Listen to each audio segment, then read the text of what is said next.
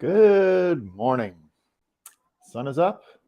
I checked and Bitcoin's running. We can have our coffee, talk about all the news.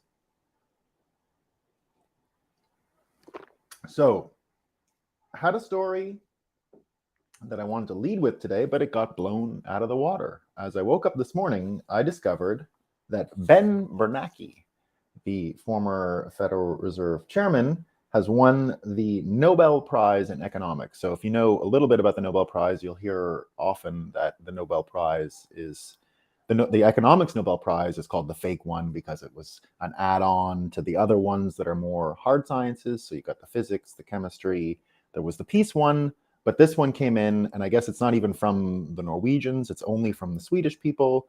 And, I guess the Swedes and the Norwegians do it together or something like that. And so he ended up winning it. So who is Ben Bernanke? If you don't know who Ben Bernanke is, he was the Fed Reserve Chair during the 08 financial crisis, in the 08-09 financial crisis. And he won the prize, actually, for his work on that crisis, believe it or not. Like, it's like winning a prize for finding the black box after you were, like, it's as if the pilot found the black box of an airplane that crashed, but he was flying the airplane. So somehow they gave him this prize. But there's a lot of jokes out there. People are stunned. You've got William Middlecoop, who says, joke of the day, Ben Bernanke, responsible for the Fed before, during, and after the Lehman collapse, receiving the Nobel Prize in economics. And you've got a lot of these people making jokes today. You've got a lot of people comparing it to the, kind of like an oxymoron or the opposite. So Ben Bernanke wins the Nobel Prize is kind of like the ISIS winning the Nobel Peace Prize. You've got a lot of people repeating that one today. You've got, here's from Fabian Wintersberger. Tell me the Nobel Prize for economics is a joke without telling me the Nobel Economics Prize is a joke. Ben Bernanke, really? Here's Esha, also pointing out, like I just pointed out, right? Ben Bernanke wins the Nobel Prize in economics, which is not the actual Nobel Prize, as we can see, because they gave it to Ben Bernanke. So it goes on and on. Everyone having a great laugh today. Everyone kind of making jokes at this guy. I want to remind you that our boy Satoshi was also nominated this year, and I guess he didn't win. So I guess if you cause the financial collapse, or at the helm of the financial collapse, when it happens, the very thing that ended up creating Bitcoin, and he didn't get it. I think he should have got it for that, right? No problem. I would have agreed 100% if Ben Bernanke got it for creating the conditions which led to Bitcoin. In a lot of ways, he should get it for that, not for being able to invent or implement quantitative easing, which is one of his big accomplishments, and then the bank bailouts, right? So the bank bailouts and quantitative easing were regarded as innovations enough to win the Nobel Prize. But like I said, if they would have said, Ben Bernanke, you get the Nobel Prize because you created conditions to create Bitcoin, I think most people would agree with that. I think maybe one day he might be recognized for that. We had a similar situation in Canada. Before 1986, Montreal was the largest city in the country, larger than Toronto. That's why Montreal hosted the 1976 Olympics, why it had the World's Fair in 1967. It was generally regarded as the New York City of Canada. And what ended up happening was Quebec separation came in to the whole political scene in Canada, and then you had a lot of English people, anyone working in a corporate head office, basically, it got moved to Toronto. So in 1986, Toronto became the biggest city in Canada, and still is by a long shot now. It continued to grow a lot. It had a huge skyscraper boom in the 90s and the 2000s. It's one of the best skylines in the world now. I lived there for years and absolutely love the skyline. I'm not a huge fan of the city. I find it ugly at the ground level, at the eye level, but from afar, when you see that skyline, it's pretty amazing and pretty neat to see. But I always said when I lived there, so the leader of Quebec at the time was a guy named René Lévesque. René Lévesque was the prime minister of Quebec. And I always said they ought to build a statue to him in Toronto as the founder of modern Toronto. I think you could put Justin Trudeau's father there too, because they sort of both work together to drive all the English people down to Toronto. So in the same way that Ben Bernanke won the Nobel Prize, I think they should give, founder of modern Toronto to Pierre Trudeau and René Lévesque in Canada. So if you're not Canadian, you wouldn't get the joke, but that's how I feel about it. So here's from Sven Henrik, and he tells us what the problem is. I actually had this quote lined up before Bernanke won the Nobel Prize. I had it in my notes, thought it was funny. And this is from Sven. He says, this is 5 days ago. This is the Northman trader who's speaking at Bitcoin 2022 in Amsterdam, Bitcoin Amsterdam, the Bitcoin magazine show. So Sven Henrik says, the Fed is always backward looking as opposed to forward looking. Hence, they always miss a coming crisis and intervene only when it's already too late. See Bernanke in 2008 claiming no recession coming while everything was falling apart. And he did do that, right? If we remember what Bernanke was saying at the time. So he's got the Nobel Prize today, but just a few days ago, Sven reminds us that he did nothing in preparation for this and merely remediated with those two issues. So, we think of this show, it's called The Breakup. We think of the whole aspect of breaking up from a relationship. Do you know what the greatest breakup song ever written is? Some people say it's by Bob Dylan. And in the song, he reminds us that you'll likely go, you'll most likely go your way, and I'll go mine. And we'll find out in the future what happens, right? We'll find out what happens in the future.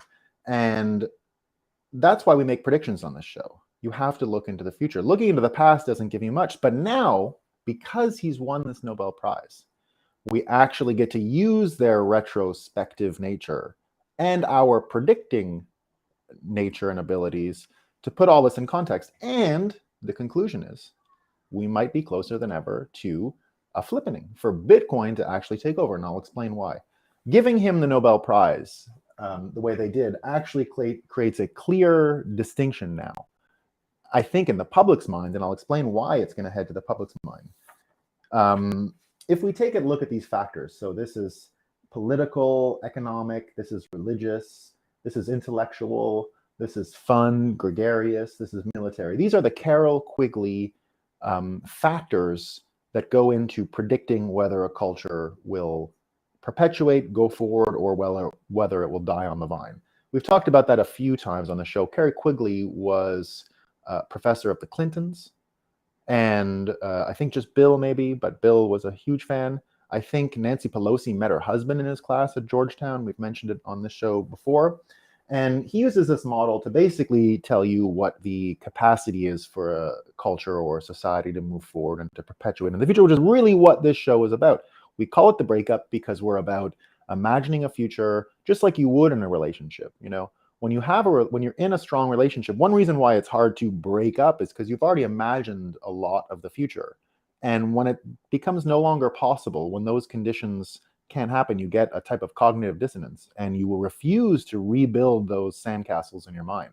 You will refuse to populate a vision of the future, and that's why it's hard for people to let go. Bitcoin allows us the language, the canvas to paint a better future.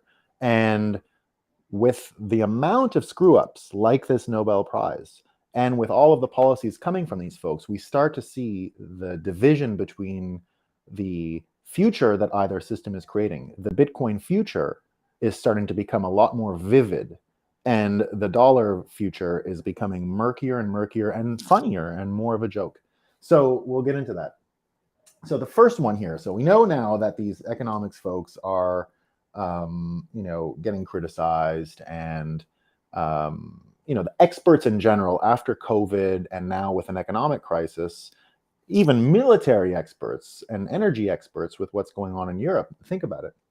France now, all of the French workers from power plants are starting to they're renegotiating the contracts. They want higher salaries. So even France, with all of its nuclear power, can't get enough energy to its people. And France is now putting all kinds of restrictions on energy uses. So you've got the Eiffel Tower that's on dark. You've got rules about public buildings. Nothing's allowed over 65 degrees now. The rules are coming in day after day. The Eiffel Tower was actually dark last night. What they call it, the city of lights, right? They call it the city of lights in French. No longer the case. Very dark now. Very dark place.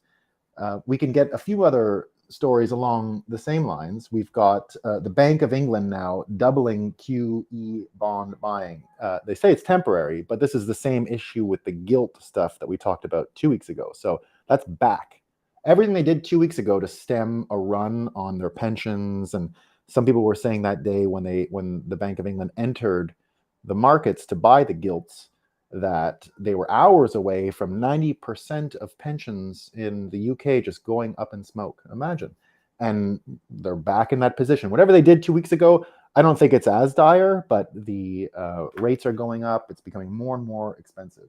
You take consumer confidence in Europe at an all-time low. You've got investor morale in the Eurozone slid for the third consecutive month. So now investor morale is down. They're already predicting energy troubles all winter. It looks like the worst of the energy stuff is going to be managed, particularly by American energy companies. So they're clearly making up supply and clearly delivering this stuff. But nevertheless, it starts to put a dark mark on just the ability of us to imagine institutions like political ones bringing any kind of resolve to this issue. And when we flip it, and we look at Bitcoin, and we even have this idea now looking into the future, they're giving awards out for people who mismanaged things just 12 years ago to such an extent that we're still paying the price, right? How much credibility is going to be in their predictions going forward versus Bitcoiners who continue to make predictions that come true? I mean, everything we know about today, quantitative easing continuing, all of the money printing, remember, Bitcoiners predicted this. And I have a theory that your worldview, the accuracy of your worldview, can be tested by your ability to predict. So if you predict correctly and you go back and you look at the conditions upon which you made your predictions and they turn out to be right, it means that retrospectively your point of view was more accurate. If your predictions are wrong and you go back and you look at the conditions again about why you made that prediction, you've got to fill in the blanks. You've got to find out why you were wrong in order to keep a consistent worldview. That's why we make predictions on this show. Now, Bitcoiners have been making predictions about the economy since this business began with Bernanke. Since he started QE, Bitcoiners have been predicting a future that looks more or less like what we're in, minus COVID for a second, right? No one predicted the disease part. They predicted their reaction to the virus, right? Now, Bitcoiners would have been bragging even more in 2020 about how right they got the market and how sure they were of intervention had it not been for the bodies lining up. It was a difficult environment in which to brag, but Bitcoiners got it right. If you take that kind of prediction, you know, I used to go on a lot of mainstream media shows. I used to go on CNBC and CNN and all of the fake news to talk about Bitcoin. There's only ever 3 stories. It was price up, price down, hack, right? It's the same 3 stories every single time.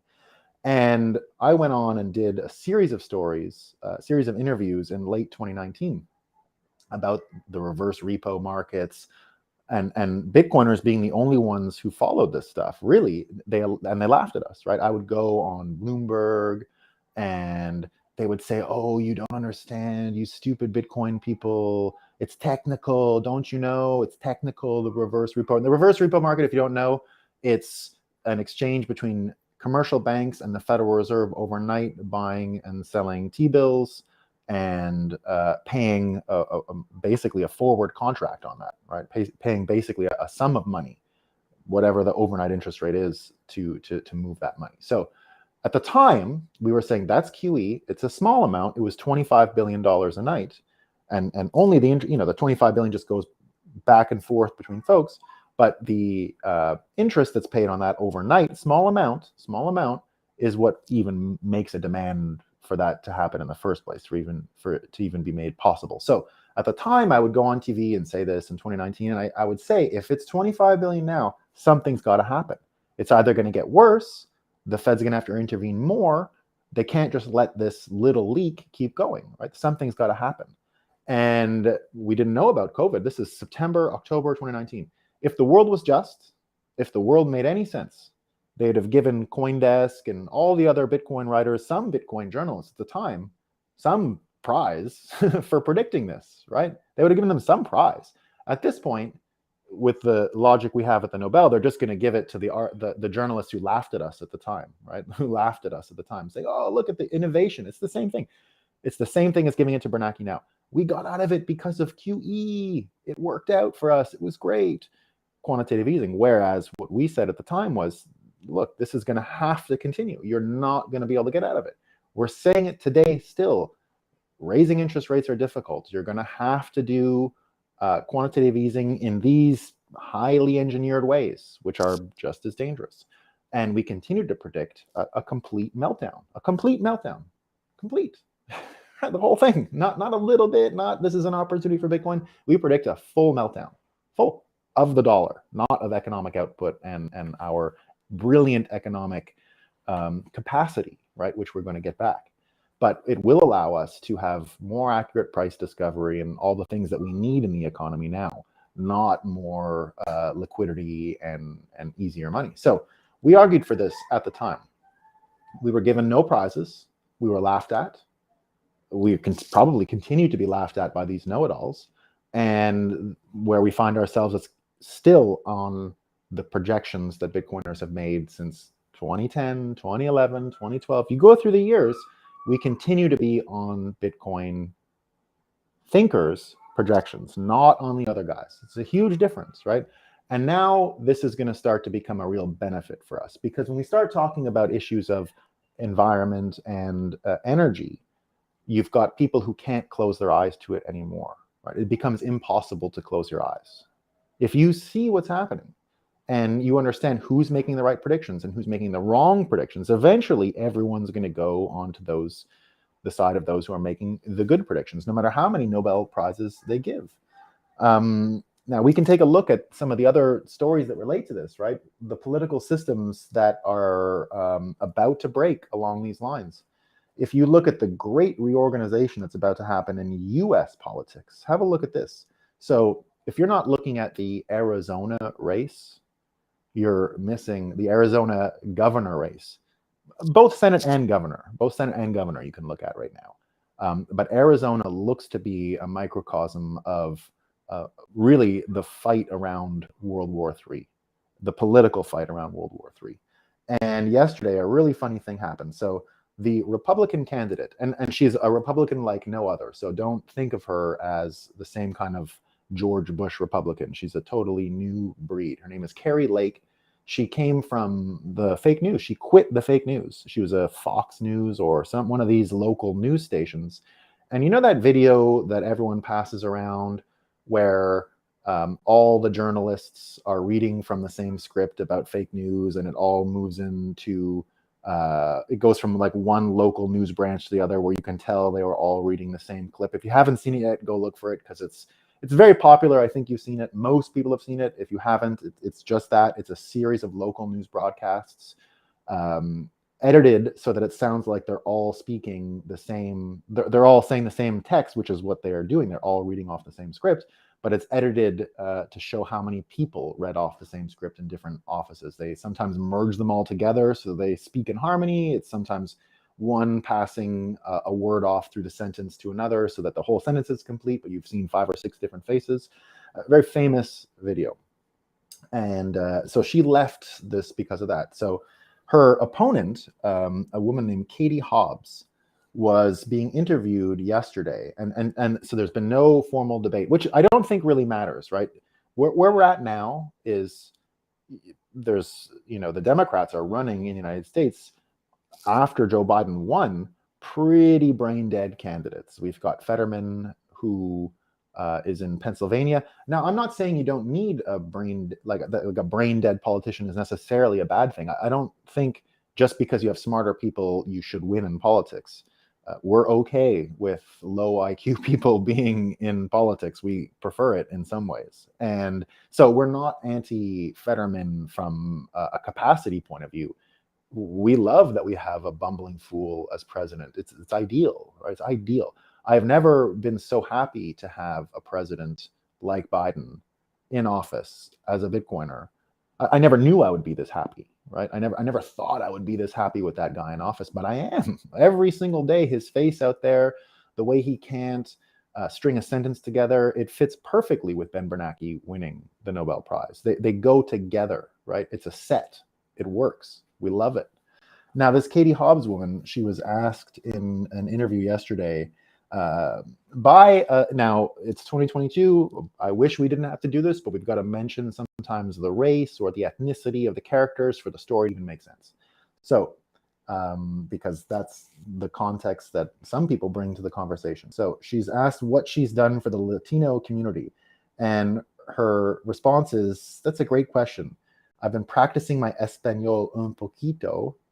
And she says, so then she goes on and on about how she has a neighbor. It's nothing in particular.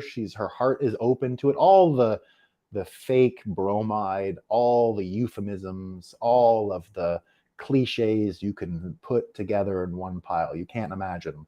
It's our culture. I can't separate Latino culture from American culture in Arizona because we're all the same. And so the Spanish speaking interviewer, after she goes on and on and on with says, so there's no one specific lesson you could share other than Espanol. And then of course she goes on for another 5 minutes. So she's going to get wiped out. If you gotta go, if you don't know who Carrie Lake is right now, just go look at her ability to speak and you're going to see what's coming, right? The kind of politicians. We shouldn't put our faith in these politicians. We just know that it's going to attract more people and it's going to move the needle in a direction that I think would benefit Bitcoiners and what we're up to. So you've got a kind of discredit that's only going to grow further. Probably no end to it. But that's just the political piece, right? So these politicians continue to not project any vision of the future. Even I'll even say this about Trump, right? There's a few reasons why I'm very anti-Trump 2024, even though I loved 2016 Trump, knew he would win in 2015, right? Said it the minute I saw him, he's going to win.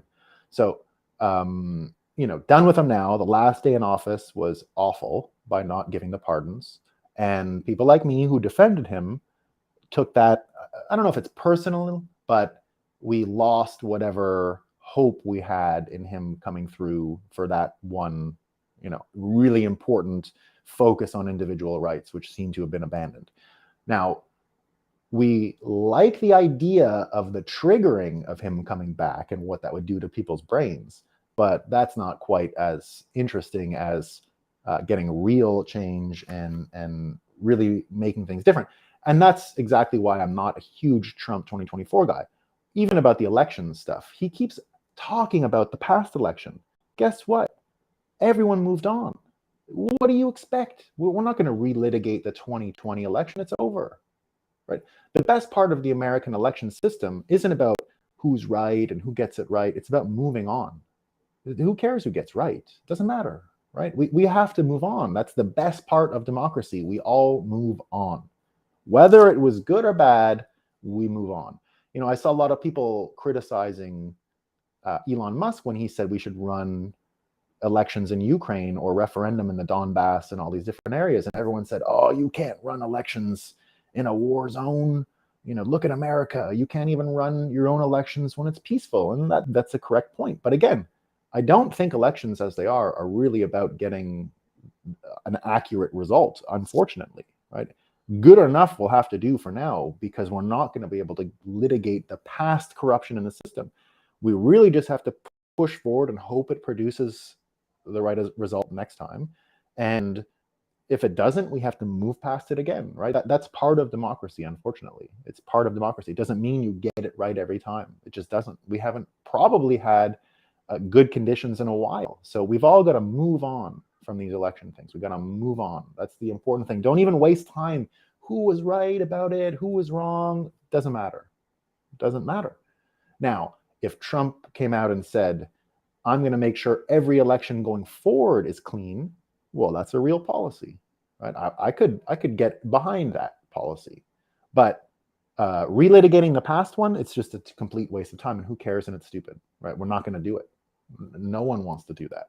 And anytime you're trying to relitigate these things, you're going to get yourself into trouble. So we need politicians that have a very active vision for the future, and Bitcoiners by nature have that. So as we continue to get more politicians on our team, it'll get closer and closer to that end result. And I urge you to go to the Arizona race again, because there is a Bitcoiner running for Senate against a fellow who used to be an astronaut. You know, he was an astronaut, Mark Kelly, and then he became a senator for Arizona. I guess he took McCain's seat. He's a Democrat, and he's running for re-election against this guy named Blake Masters, who worked with Thiel Capital and Peter Thiel and all these folks. So Blake Masters, Bitcoiner, and more folks like this are coming. So we love them.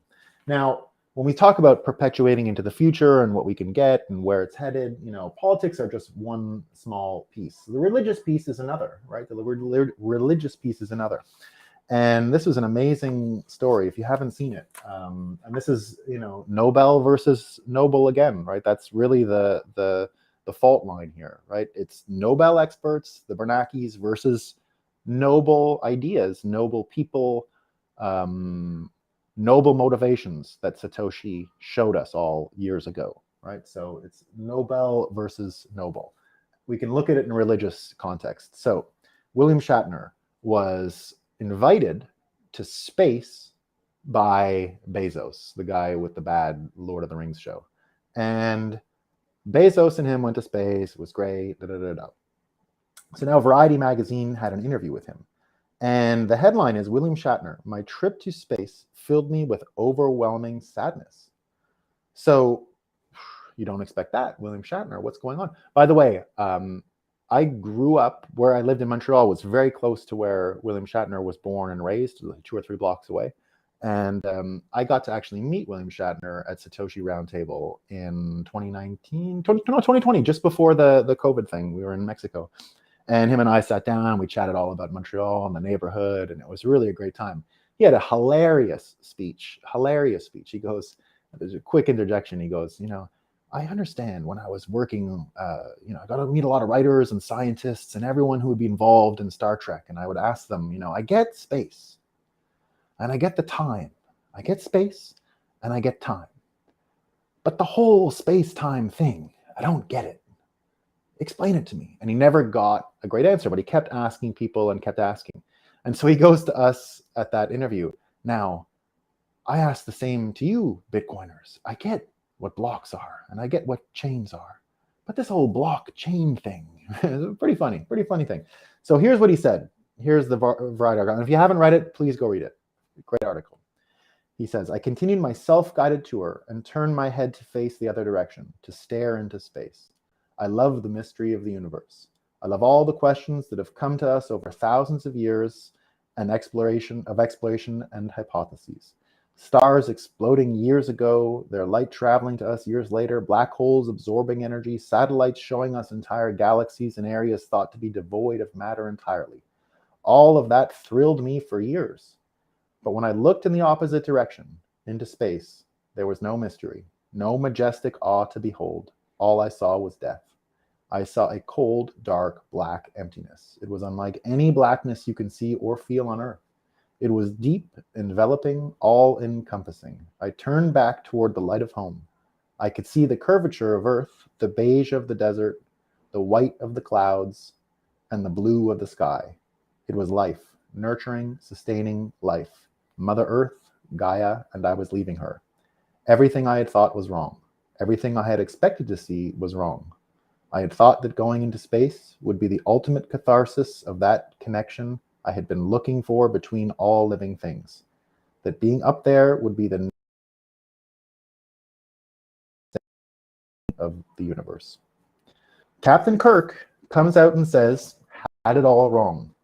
Now, there's a Bitcoiner out there named Bibi Janie. And if you guys don't know who Bibi Janie is, you should follow her immediately. I've been following Bibi Janie for years. I don't even remember how. There were stories written on her in sort of early Bitcoin days about a Bitcoiner that was trying to, I can't remember the word now, when a Muslim moves to a Muslim majority country, a Muslim from the Western world, make hijra. I can't remember hijab. I can't remember the name of it. There's a thing that it's a spiritual movement when you go back to a Muslim majority country, and she did that years ago. And she was making Bitcoin, doing in Afghanistan during, when the Americans were there, but she went right through Taliban occupation and is still there. And so she read this and had a very great, reaction to it. She says, diverting man's interest to space is like intentionally spreading the false idea that the world is flat, a psyop to prevent the exploration of our Earth and discovering truths about our history that would affirm God. Ancient people didn't just believe they'd fall off the edge of the world for no reason. This idea was intentionally spread by people to prevent others from exploring the West. So what she's saying here is that, and it's true, right? A lot of people think that the myth that the world was flat was a psyop because they didn't want folks crossing the ocean for resources and all the other things. And of course, when they went there, they found to America, they found all kinds of resources. But there's an argument that says the Vikings, for example, were not the first over there. There's several, even scientific ways. There's missing copper from the amount of copper that's been mined and used by these people, and where did it come from? And some people think it came from Michigan, ancient Michigan, and who knows? And I'm not here to litigate that stuff. But all I'm saying is, when I hear Bibi Janie, a Bitcoiner and a Muslim, say that there is basically a whole media apparatus designed to get us to think about the next new thing, and Captain Kirk was a big part of that. William Shatner was a big part of that apparatus. What she's saying is, and I think Bitcoiners can attest to this, if you stop and don't look to the stars for a minute and look inside yourself and realize what you need to do and how much you need to focus on your own balance and your own capacity and your own abilities, and it's the whole Jordan Peterson, why don't you clean your room before you start telling other people how to run a society, right? And I think Bitcoiners have bought that point of view wholesale, right? Bitcoiners, I think the whole time preference argument is predicated on Bitcoiners understanding that they all need personal work, that they all need personal spiritual work, and the whole spirituality being intertwined with the nobleness of your money is an important concept in Bitcoin. And everyone believes that with better money will come better choices, and with better choices will come a more in-depth evolution of our spiritual characters, and no more just looking to the stars for an easy kick about what's coming. So there's that story. Next we get into so we've got religion, we've got so we've got these political institutions, once again led by the least noble people in the world who get the Nobel Prize. We've got religious breakthroughs happening, especially around Bitcoiners understanding that money and consumption and all cultural artifacts of that fiat era are clouding people's vision about their own spiritual wellness. So really important distinction now between these two communities. What about intellectualism? So this is the next Carol Quigley thing. Things have to be intellectually interesting, right, in order for this to perpetuate and continue. There's a story today about Noah Smith. If you don't know who Noah Smith is, he is a writer who sometimes gives Bitcoin a hard time and all that kind of stuff. But there's now a movement. So he's been, let's say, arguing for World War III, saying, okay, we've got to be willing to do whatever we can, because if Ukraine is lost, then it's the old Vietnam dominoes will fall, right? We didn't stand up for democracy there. We're not going to stand up for it anywhere, and it's going to get toppled, and the Russian army is going to go on a run. So Noah Smith argued for that. There is a viral article today where someone is arguing for Noah Smith to actually go to boot camp and train to go fight in Ukraine himself. And, we talked about this on the show a few times. Just sending people a bill for what a world war would cost would totally change their mind about speaking so cavalier about war. And Noah Smith, being a writer of some popularity, having enough people say to him, well, great idea, Noah, but don't send other people. Now, we don't fat shame on this show, but if you've ever seen Noah Smith, not a fat guy, a little soft, let's say, right? So there's people out there suggesting that he should, work out and then maybe have opinions. So again, we're in that same realm of inward looking versus, oh, here's an idea for you. Even though my room is filthy, even though I'm a sweaty, lazy, physically inactive, overly intellectual person, I know what you should do. Right? I know what you should do. So look out for Noah Smith and whether or not he ends up heading to war.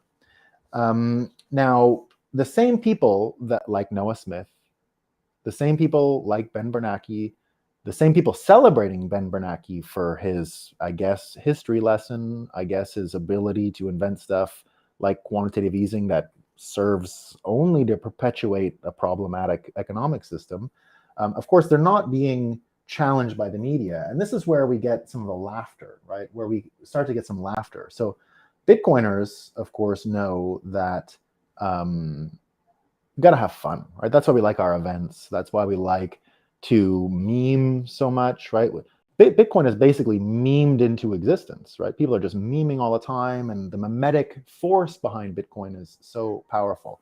But here's one. So there's an account, Wall Street Silver. This is all in that Wall Street Bets type branded accounts, and Wall Street Silver is one that took off.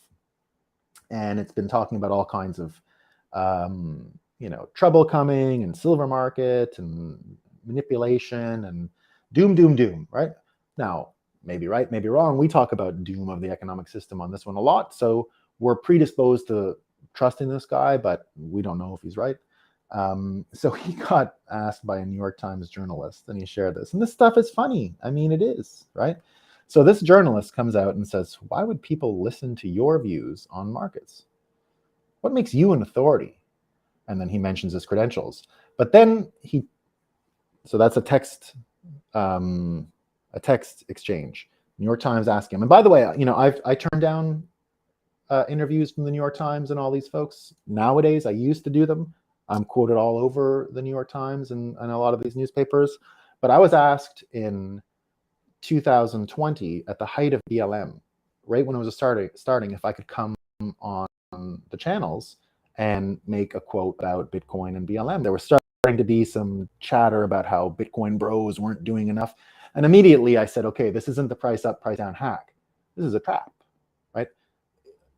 Mainstream media was always adversarial for people who talk about Bitcoin. Like, it was never an easy ride when I would go on TV and talk about Bitcoin.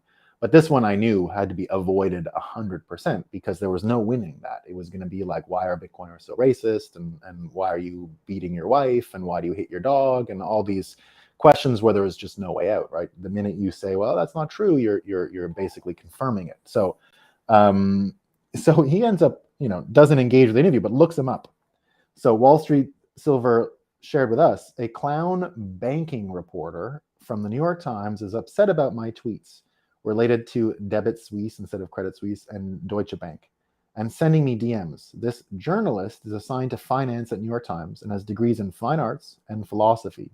And the bulk of his Twitter is about racism, right? So, Liar's Poker, that, so the best book on the financial meltdown, of course, is The Big Short.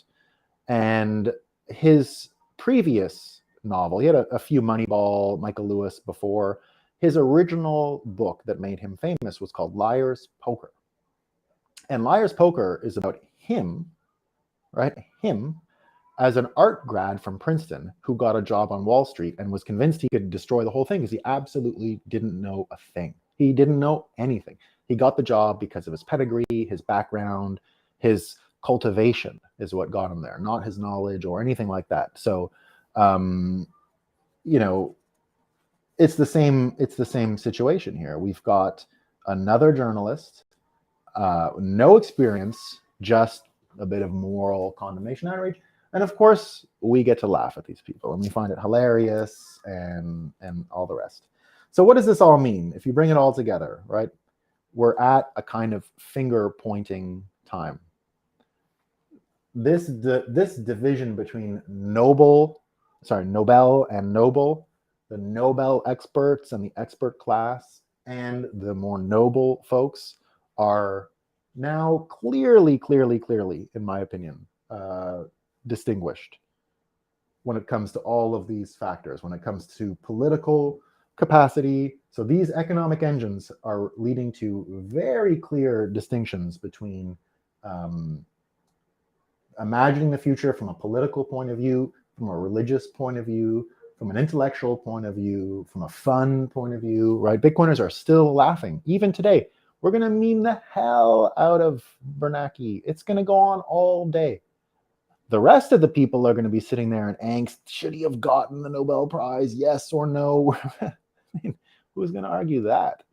Right? The whole thing's a scam. Who's going to argue whether he should have got it or shouldn't have got it? His winning it brings the whole thing into disrepute, right? Which is much better than, giving it to someone whom we could probably agree maybe did some technical thing and invented something great, or who knows. I've met a lot of Nobel Economics Prize winners, believe it or not. And I've met some that I respect a ton, right? Really smart people. I've met others that I think are, just like wrestlers, right? Just wrestlers. What's his name? The one from the big anti-Bitcoin guy who won it. I've walked around New York streets with that guy talking about all this stuff. He's out of his mind.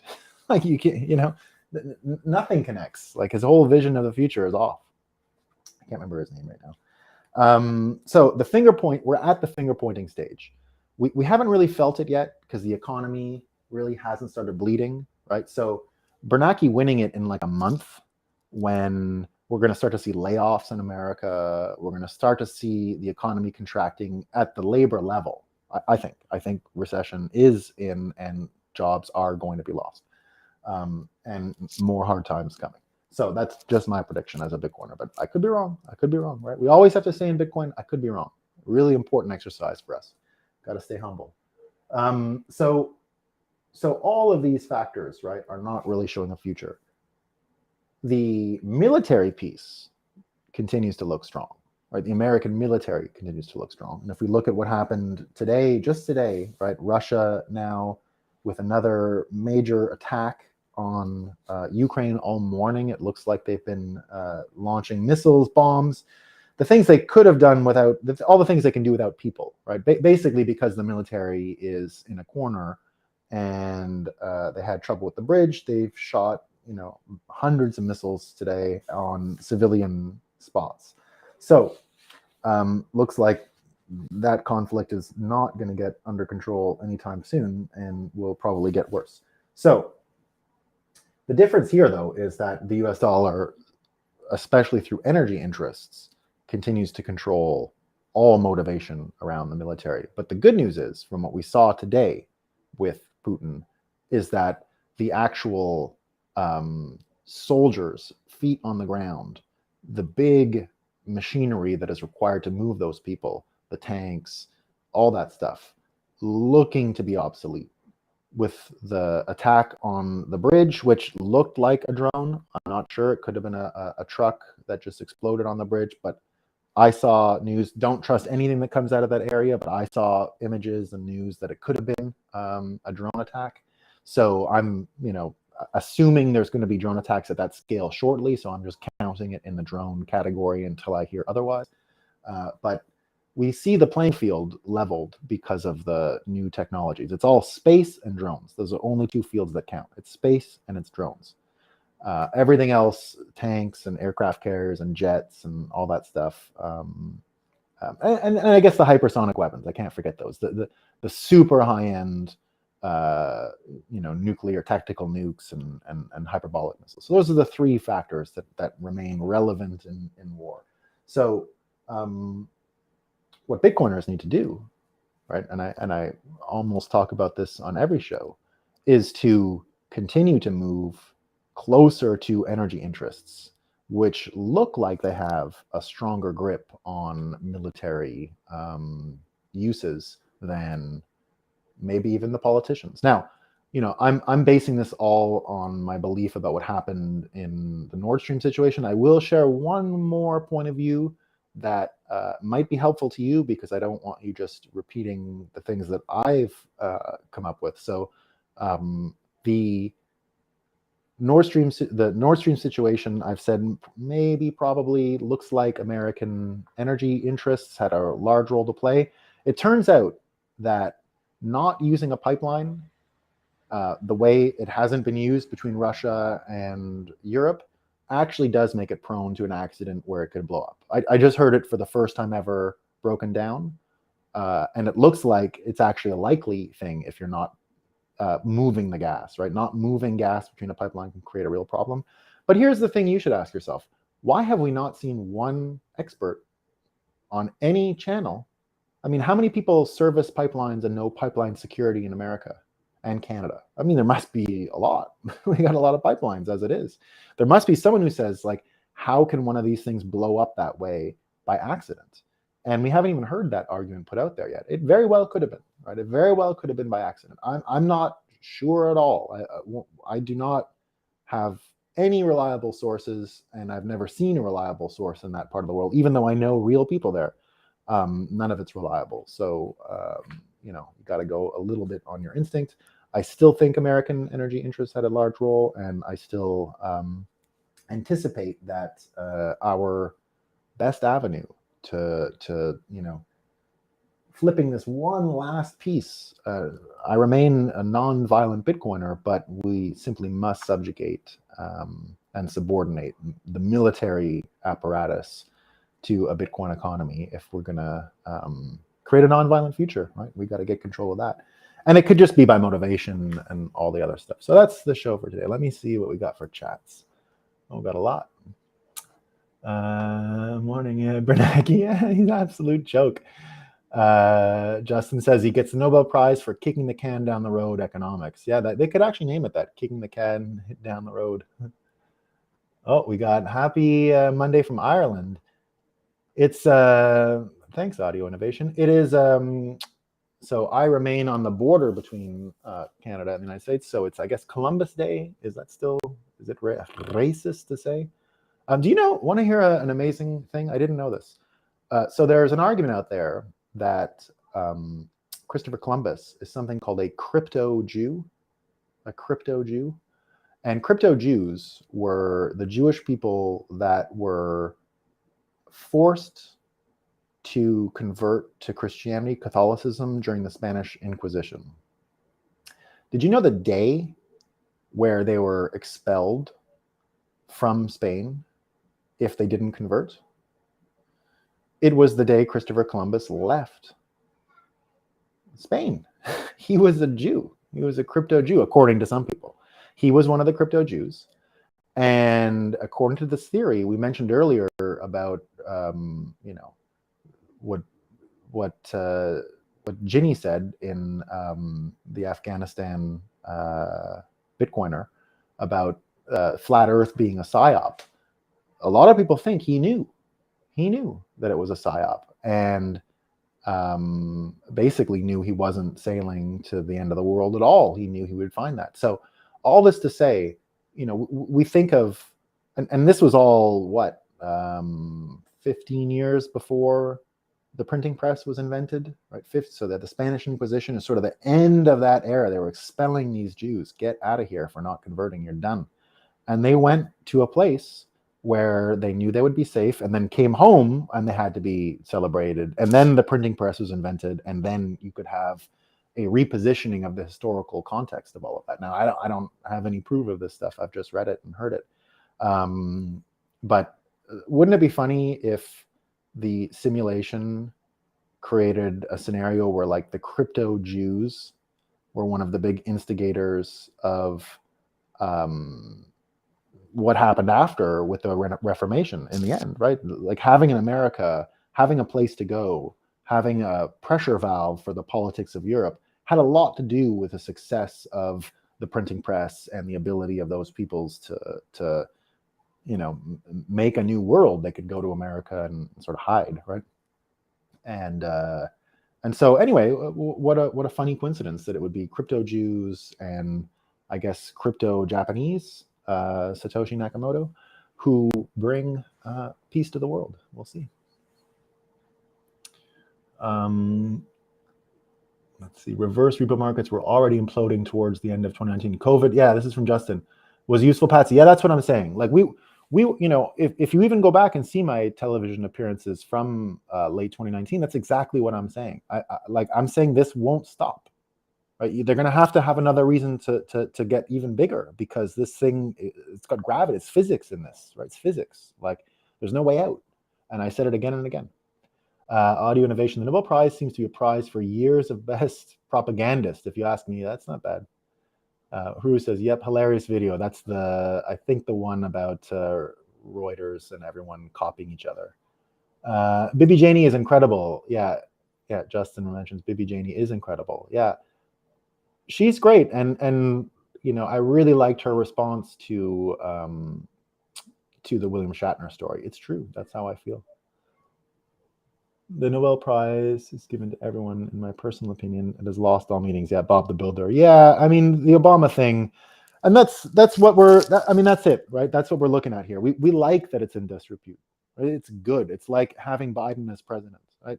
Having Bernanke win the Nobel Prize is the best thing we could have asked for. I mean, honestly, what's better than having the whole system at once fall into disrepute? Like if they'd have given it to Satoshi, you'd be like, fucking Nobel people. Like, it'd be great. We'd all celebrate. Great, Satoshi won the Nobel Prize. It would get a lot of attention and all that stuff. But I would feel like it's a bit of co-opting.